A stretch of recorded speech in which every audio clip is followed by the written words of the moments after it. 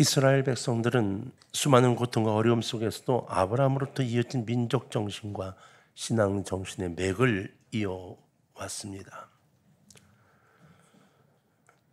그 이유가 무엇인가? 바로 이 메시아 사상 때문이죠. 이스라엘이 계속 간직하고 있던 이 메시아 사상.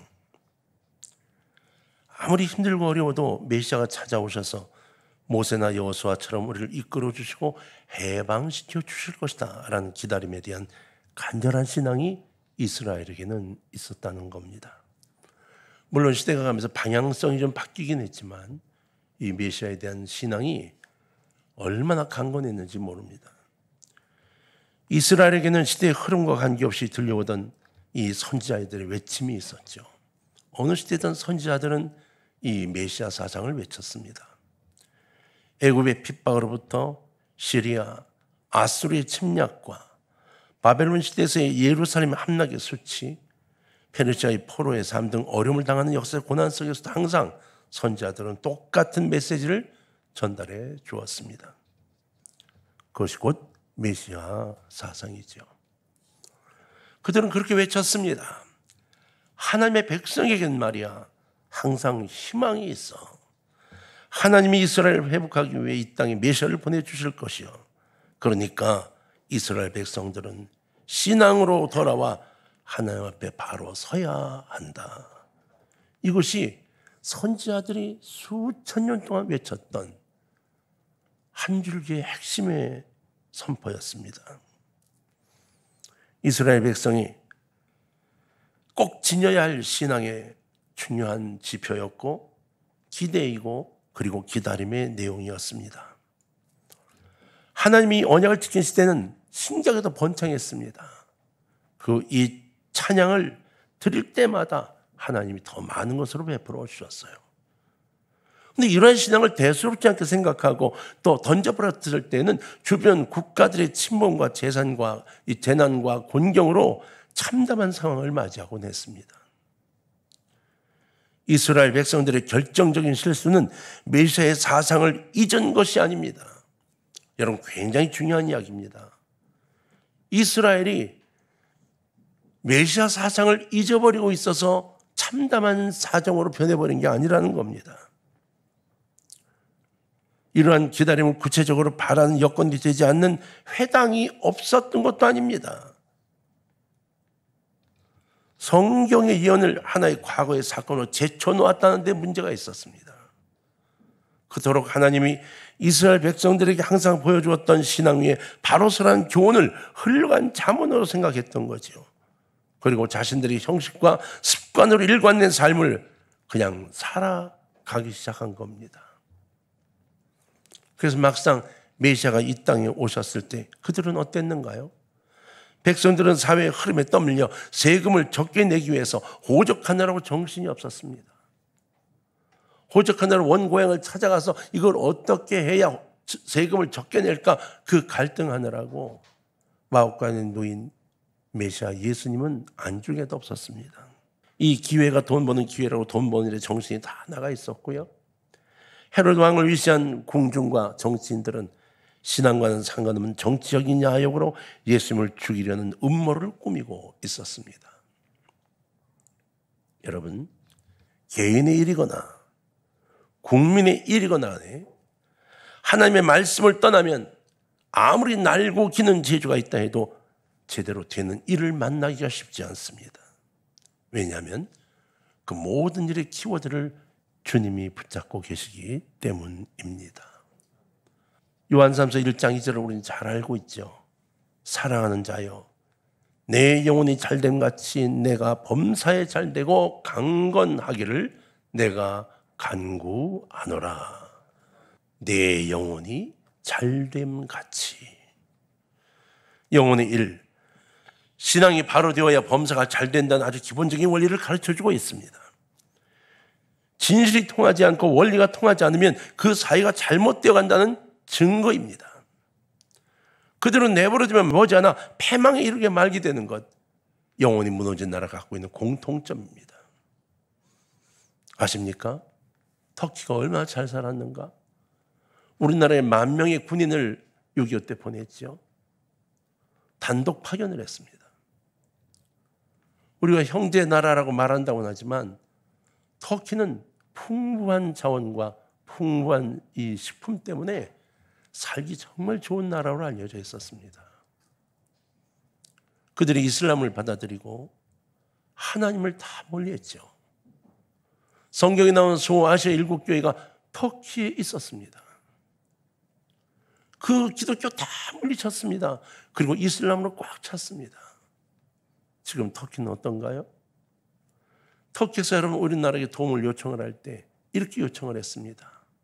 여러분, 커피 3잔을 마시지 않으면 이 난민들에게 담요를 4장 사줄 수 있습니다. 제발 15,000원만 보내주십시오. 이렇게 우리나라에다가 개인적으로 도와달라는 요청이 쇄도하고 있습니다. 사는 게 굉장히 힘들어진 겁니다. 그래서 건축도 대강 했다가 이번에 큰일이 난 거죠. 여러분 기억해야만 합니다. 하나님을 섬기는 신앙인의 기다림이란 우연한 기회를 기다리는 것이 절대로 아닙니다. 어쩌다가 만나는 행운을 잡는 로또도 아닙니다. 확실한 기다림 속에서 기쁨을 찾고 기다림 속에서 노력하는 뜻 있는 행군, 바로 그것이어야 하고 기독교인들은 그래서 그 뜻 있는 행군을 계속 이어가야 하는 것입니다. 열왕기를 통해 여러분 몇 가지 이야기를 좀 살펴보려고 합니다. 첫 번째, 열왕기를 통한 이스라엘에 대한 하나님의 약속이 있는데 그 내용을 좀 보려고 해요. 구약의 역대기야 10장 이후에는 유다의 왕 약 20명의 행적이 기록되어 있습니다. 그런데 역대하 10장 이후를 읽게 되면 점점 읽을 때 짜증이 나기 시작합니다. 막 화가 납니다. 그렇지 않으세요? 계속 하나님의 진노하심이 막 계속 쓰여 있습니다. 이들이 정치를 어떻게 했냐는 기준을 여호와 보시기에 악을 행하여라는 말로 대부분 기록되어 있습니다. 아무개 왕 여호와 보시기에 악을 행하여 누구 여호와 보시기에 악을 행하여 누구만큼 더 악을 행하여 계속 악을 행하여 이스라엘은 사마리아는 점점 망해갑니다. 그 결과로 하나님이 그 왕을 버리셨고 그 나라는 공경에 빠지게 됩니다. 이것이 실제로는 신실하신 하나님의 약속이며 응답이었습니다. 너희들이 나를 따라 내가 너희를 책임질게. 그러나 나를 떠나? 그럼 내 보호의 벽을 떠나는 거야. 그러면 내가 너희를 보호해 줄 수가 없어 라고 약속을 하고 계셨거든요. 이건 구약시대에 신실하신 하나님의 약속입니다. 그럼 이 시대는요 마찬가지입니다. 여러분, 사업하는 분들이 어깨에 힘을 주기 시작하면 그때부터 사업은 망합니다. 공직에 있는 사람이 어깨에 힘이 들어가면 그때부터 문제가 발생하기 시작해요. 교회에서도 마찬가지로 누구든지 어깨에 힘을 주면 그때부터 은혜는 사라집니다. 시험을 오기 시작합니다. 특히나 목사가 어깨에 힘을 주면 그 교회는 목양이 아니라 경영을 시작하게 됩니다. 어깨에 힘을 빼십시오. 위대하신 하나님의 손안에 사는 사람은 어깨에 힘을 주지 않습니다. 제가 아는 집사님이 상당한 재력이 있으십니다. 갖고 있는 현찰도 굉장하고 제가 그렇게 알고 있어요.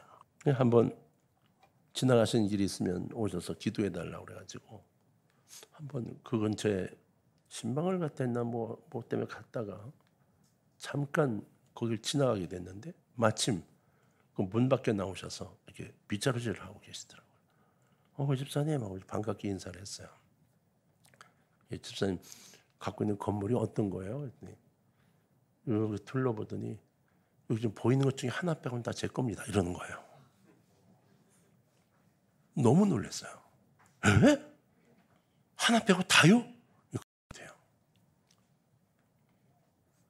이런저런 얘기를 하면서 하나님 주신 축복의 이야기를 하고 막 그러고 있는데 이 외제차가 멋지게 하나 싹 들어오더니 차문을 딱 여는데 뭐 오신양 막 흘러내리는 옷을 입고 내리면서 바로 뭐 하나가 내려가지고 문을 딱 열어주고 난 회사 회장님인 줄 알았어요. 딱 내리고 문도 열어주고 어떤 분이에요? 그랬더니 2층 방 얻어 쓰는데 저러고 다니대요. 그런 거야. 2층에 방을 하나 얻어 써서 사업한다고, 무슨 사업하는지 모르는데 저러고 다닌다는 거예요. 그래서 저보고 사귀고 다니지 모르겠다고 이러시는 거예요. 그래서 제가 그냥 반바지에 러닝 입고 청소하시는 그 집사님을 보면서, 집사님은 이렇게 해서 나중에 이거 뭐에 쓰시려고요? 그랬더니 웃으면서 꿈이 있다고 그러세요. 꿈이. 아프리카에 초등학교를 10개를 세우는 게 꿈이래요. 당신이 초등학교를 못 나오셨대요. 그래서 아프리카에 10개 초등학교를 세우는 게 꿈이래요. 그냥 참 쳐다보다 손을 꼭 잡고 제가 기도해 드리고 왔어요. 그분은 참 겸허했어요. 그 많은 재산 모으느라 수고하고 애를 썼을 텐데 연세도 많으세요. 근데 그 건물들을 팔아가지고 아프리카에 10개 학교를 짓겠다는 거예요. 그것도 유치부부터 시작해서 유초등부, 중등부, 고등부 있는 전체 학교를 10개를 짓는 게 꿈이래요. 그래서 제가 이 정도면 10개 충분히 짓게 남을 텐데 대학도 하나 하시죠. 그랬어요. 웃으면서 그러고 돌아왔는데, 맞아요, 여러분. 저나 여러분 모두가 다 하나님께 감사하며 머리를 조아릴 때 기적과 권능이 나타납니다. 어깨에 힘을 줘봐야 아무 소용이 없습니다. 삼손을 보십시오. 사울왕, 히스기야 왕, 여로보암 왕 다 보세요. 유수했던 지도자들이 어깨에 힘을 주고 나섰다가 모두 하나님의 도우심에서 멀어졌습니다. 인간은 하나님의 위대하심을 다 측량할 수가 없어요. 우리가 하나님의 위대하심을 어느 정도 알 수가 없습니다. 그저 하나님 앞에 겸손하고 순종하고 그의 영광을 위해서만 최선을 다하게 될 때 그가 복을 받을 수 있는 사람이 되는 겁니다. 오늘 청년들이 이름만 들어도 가슴이 설레는 찬양을 불렀어요. 그 보혈을 신 예수님의 이름만 불러도 가슴이 두근두근거리고, 야, 그 가사가 얼마나 좋아요. 여러분은 어떠세요? 연애를 하면서 그 가슴 설레는 그보다 훨씬 더 뜨거운 가슴의 열정이 우리 주님을 향해서 있으신가요? 좀 그랬으면 좋겠습니다. 하나님의 사람은 언제 어디서나 무엇을 하든지 하나님 보시기에라는 기준에 맞춰 살려고 애를 씁니다. 사랑하는 동방의 가족 여러분, 여러분이 어느 날 이 땅을 떠나 주님께 가게 될 때, 또는 주님을 부르시기 전에 지으신 눈을 감아 들리는 소리가 이 소리였으면 좋겠습니다. 아무개야, 내가 보기엔 네가 참 아름다웠어. 내가 네 곁에 와 있다 하는 음성이 들렸으면 정말 좋겠습니다. 두 번째는 믿음의 조상 아브라함에게 보여주신 신실함에 대한 이야기입니다. 하나님은 아브라함에게 네 자손을 하늘의 별과 같이 많이 주겠다고 약속하셨어요. 그런데 아브라함의 자식은 겨우 이삭뿐이었습니다. 그런데 더 놀라운 것은 이 예언, 이 약속은 아직 이스라엘이 생기기도 전에 했던 약속이에요. 더더군다나 그의 어머니 사라가 경수가 끊겨서 아이를 가질 수 없는 상태였어요. 이미 여인으로서 아이를 갖지 못하는 몸의 상태가 되어버렸다고요. 그 상태에서 하나님이 이삭을 낳게 될 거라고. 그러면서 하늘의 뭇별과 같이 사막의 모래같이 많은 자손이 생길 거라고 예언하셨어요.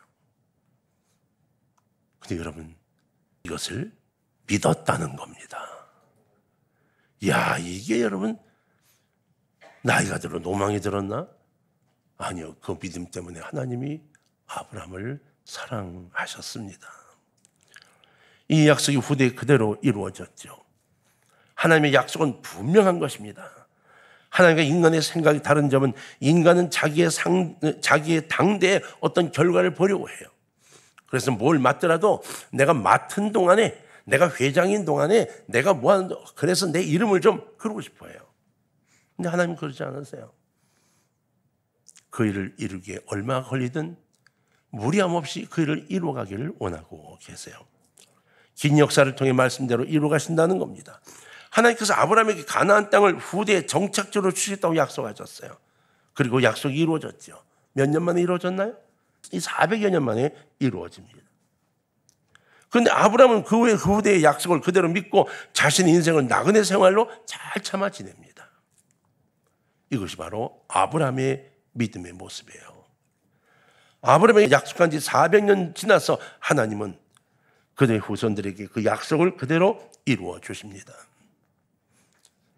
그들의 후손들이 하나님의 말씀에 잘 순종하지 않았음에도 불구하고 출애굽을 결정하셔요. 여러분, 출애굽을 할 때 이스라엘 사람들이 믿음이 굉장히 좋아졌는가요? 아닙니다. 개판이었습니다. 10가지의 재앙을 보여주고 억지로 끄집어낸 겁니다. 이유가 뭘까요? 아브라함과 약속을 하셨기 때문인 겁니다. 여러분, 하나님과의 약속을 여러분 스스로 믿고 의지하시기를 주의 이름으로 부탁합니다. 기도하면 온 응답이 거들랑 붙들고 사십시오. 하나님 말씀을 읽으면 내게 주신 약속이라 느껴지거들랑 그 말씀을 꽉 붙들고 사십시오. 반드시 응답하십니다. 십계명의 제2계명인 나를 사랑하고 내 계명을 지키는 자에게는 천대까지 은혜를 베푸느니라 라고 하신 그 말씀, 이것이 그대로 이루어짐을 우린 아브라함의 집에서 보게 됩니다. 비록 여러분의 후손이 하나님께 잘 순종하지 않더라도 말이에요, 우리의 믿음이 그리고 우리 헌신이 정말 절실했으면 하나님이 그것을 가지고 은혜의 약속으로 이루어 주셔서 우리 자손들의 온전한 믿음을 갖지 않아도 그들이 하나님을 만날 기회를 얻도록 하나님 역사에 주신다는 것입니다. 그러면 내가 지금 믿음 생활을 잘해야 합니다. 하나님, 내 후대가 혹 못해도 그 후대가 주님을 의지하는 사람이 되게 되려고 지금부터 기도하셔야 되는 거예요. 그분은 절대로 약속을 어기지 않습니다. 아시지요? 구약과 신약은 언약으로 구성되어 있습니다. Old Testament와 New Testament, 그리고 언약의 증거들로 구성이 되어 있어서 신학이라는 것, 바로 성경 신학은 그 언약으로 정리되어 있는 거예요. 예수님의 언약까지 쭉 정리가 되어 있는 거예요. 하나님은 이 언약에 분명한 약속을 지키시는 분이십니다. 오늘 우리가 그 언약을 붙들고 내게 이루어 달라고 기도하실 목표가 생기는 겁니다. 어떤 사람은 자기의 부모 형제의 기도로 덕을 보는 사람이 있을 겁니다. 어떤 사람은 자기의 가족 친족들의 기도로 덕을 보는 사람도 있을 겁니다. 그 덕이 없으면 벌써 이 세상을 떠난 이도 있었을 거예요. 사람은 누구든 간에 어려움을 당하면 정신이 혼미해지고 생각의 앞뒤를 가리지 못하는 상태가 되기 쉽습니다. 그런데 신앙인은 거기에서 하나님의 약속을 생각해야 합니다. 하나님의 약속을 믿고 현실에 적용해야 한다고 하는 거예요. 제가 아는 분이 한 분 계셨어요. 경찰이셨는데 아주 고집도 세셨어요. 이제 형사생활을 하시면서 몇 분 다치셨는데 3층에서 이 체포한다고 붙잡고 오는 걸 이 범인이 밀면서 같이 떨어졌는데, 이 형사 되시는 분이 이 뒤로 밀려가지고 떨어지고 범인이 위에 있어서 범인은 도망가고, 이 제가 아는 그분은 이 등이 땅에 먼저 닿으면서 진짜 이렇게 뭐 저기 알루미늄 샤시가 뚫고 돌아가지고 회를 뚫고 머리 가지고 절명 상태가 되다시피 했어요. 앰뷸런스가 와가지고 막 실어가고 난리가 났죠. 그러지 같은 형사 되시는 분이 집으로 전화가 왔는데, 빨리 나오셔. 형수님 빨리 나오세요. 형님 다치셨는데 급합니다. 빨리 오셔야 얼굴을 볼 수 있습니다. 이렇게 연락이 온 거예요. 그러니까 막 정신없이 병원을 가셨어요. 병원에 가시니까 처음 막 형사를 와서 입고 밖에 막 암울하게 있는 거예요.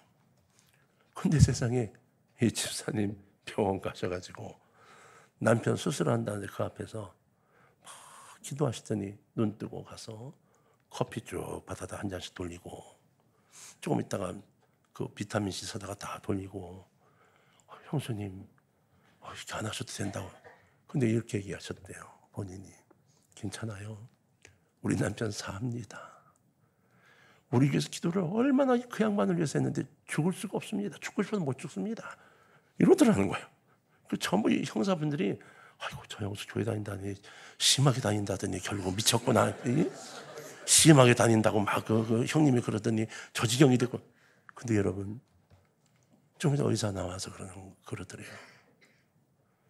수술은 잘 됐는데 나머지는 맡겨야 된다고 얘기를 제가 해야 되는데 신기한 일이 생겨서 참 이제는 나머지는 두고 봐야 합니다. 이 얘기를 하려고 수술 마무리했는데 벌써 몸이 원상태로 돌아오기 시작을 했다는 거예요. 그러면서 6시간쯤 지나면 눈 뜰 텐데 그때 봅시다 이러더라는 거예요. 형사들이 다 놀란 거죠. 교회에서 남편을 위해 중보기도 그렇게 중보기도 하는데 죽고 싶어도 못 죽습니다. 이 믿음이 얼마나 대단하십니까? 여러분, 우리가 믿음을 배워야 합니다. 하나님 약속을 반드시 믿어야 합니다. 왜냐하면 그분의 약속은 신실하기 때문이에요. 맞습니다. 세 번째, 하나님의 약속은 신실합니다. 따라합시다. 하나님의 약속은 신실하십니다. 성경은 하나님께서 미련한 인간에게 주신 약속의 기록입니다.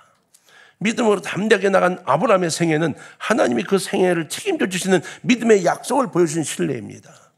고난의 눈물로 얼룩진 생애를 살았던 요셉의 경우는 하나님이 섭리하시며 인도하시는 모습을 보여주는 것이고, 아무것도 아닌 존재로 생각하던 다윗의 성공 사례는 하나님이 함께해 주시기만 하면 무엇이든 변할 수 있다고 하는 놀라운 성공의 비결을 보여주신 것입니다. 구약시대의 많은 선지자들이 힘을 얻은 것은 내가 너와 함께 하리라, 임마누엘, 하나님의 약속 때문이었습니다. 여호수아는 절대로 못한다고 말했습니다. 모세님, 저는 안 됩니다. 그때 뭐라고 지금 말씀하시죠? 모세와 함께 했던 것처럼 내가 너와 함께 하리라. 여러분, 오늘 주님이 우리에게 그렇게 말씀하십니다. 아무개야, 내가 중심을 나한테 세워. 그럼 내가 모세와 함께 했던 것처럼, 내가 여호수아와 함께 했던 것처럼, 이성목 목사와 함께 했던 것처럼, 한경재 목사와 함께 했던 것처럼 너와 함께 할 거야. 이 응답을 여러분 받는 귀한 시간 되시기를 주의 이름으로 축원합니다. 이것을 받는 이는 얼마나 담대해지겠습니까? 내가 너와 함께 하리라. 하나님의 말씀을 귀에 이거지도록 반복하여 외친다면 얼마나 힘이 생기겠어요? 여러분, 어렵고 힘들다고요? 아니, 이렇게 외치십시오. 주님이 나와 함께 하심을 약속하셨다고. 임마누엘 외치시기를 바랍니다. 큰 믿음을 가진 성도에게는 항상 하나님의 손길이 가까이 와 있습니다. 하나님은 믿음을 소유하고 있는 그 성도에게 관심을 쏟아주십니다. 이러한 예를 보세요. 노아, 아브라함, 요셉, 다윗 생애를 통해 우리를 다 보여주셨잖아요. 사람과 시대는 달라도 하나님이 베풀어 주신 은혜는, 그리고 상급의 문은 옛날에야 지금이나 똑같이 열려 있습니다. 모든 것이 믿음의 삶으로 예수님의 손을 거치기만 하면 약한 것은 강하게 되고, 막혔던 것은 헐어지게 되고, 답답했던 것은 시원하게 뚫려지게 되고, 포기했던 것은 소생하는 역사를 낳게 되는 것입니다. 이러한 삶이 여러분의 일어나기를 주의 이름으로 소원합니다. 이 열쇠는 오직 주의 약속의 신실함을 믿는 믿음에 달려 있습니다. 이미 주님은 약속하셨고 그 약속을 받는 것은 신실한 믿음을 갖는 나에게 달려 있다는 것이에요. 성경에서 어떤 이게 특별한 권능을 임하셔서 놀라운 기적이 나타나는 것을 보게 됩니다. 그것은 하나님이 그 사람의 믿음을 인정했다는 겁니다. 즉, 그 사람의 믿음은 특허받은 믿음인 것이죠. 하나님이 특별히 인정했어요. 그러한 믿음을 가지려 노력한다면 우리에게도 그러한 역사 일어남을 믿으시기를 바랍니다. 히브리서 11장 1절로 2절에 보면 믿음은 바라는 것들의 실상이요 보이지 않는 것들의 증거니 선진들이 이로써 증거를 얻었느니라 라고 말씀했습니다. 우리도 믿음의 단계가 변하면 예수님의 제자들의 후반 생애와 같이 기적을 연속으로 만나게 되고, 그리고 복음을 증거하는 데 힘 있는 복음이 되어질 것입니다. 사랑하는 성도님들, 예수님께서는 신실하신 하나님이십니다. 우리를 위해 육신을 입고 이 땅에 오셨어요. 그리고 우리 죄악을 위해 직접 고난을 당하신 신실하신 메시아이십니다. 아브라함과 사라에게 약속을 지켜주신 신실하신 하나님, 그분이 곧 우리 주님이십니다. 모세와 여호수아에게 약속을 지켜주신 신실하신 하나님, 오늘 우리에게 약속을 해주시고 반드시 지킬 것이라고 말씀하신 신실하신 하나님, 바로 그분을 의지하고 주님께서 원하신 일을 이루기에 굳세 믿음으로 하나님의 약속을 붙잡고 한 걸음 한 걸음 주님께서 더 가까이 다가서는 2월의 마지막과 남은 2023년 되기를 주의 이름으로 축원합니다. 여러분 앞에 놀라운 승리가 있을 줄로 믿습니다.